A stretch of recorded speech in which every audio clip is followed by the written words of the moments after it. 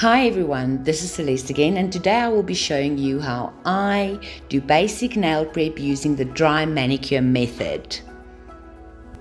I start by spraying with sanitizer and pushing back the cuticle while it is wet. I'm just gently pushing it away from the nail plate. I will then wipe off the extra moisture because this is a dry manicure. I'm using my tapered barrel bit. You can also use a normal barrel bit. I'm gently pushing away the skin from the nail plate. I'm not working on the nail plate at all. This removes dead skin without being invasive whatsoever. Now I'm doing the right side of the cuticle area and the right side wall, pushing the skin away gently so I can really get in there and clean it properly, removing all dead skin. This is the needle bit. This bit allows you to get closer to the nail plate and the side walls, but not touching the nail plate at all.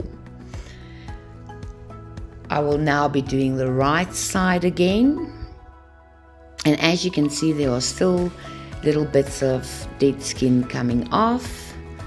Now we are moving over to our ball bit. This bit polishes and removes any excess skin that might be left over, leaving you with a very smooth finish. I rarely even have to cut cuticles. I spray with sanitizer, making sure there's no skin that needs to be removed. And now I will be shaping the client's nail before I go ahead with whatever procedure they prefer.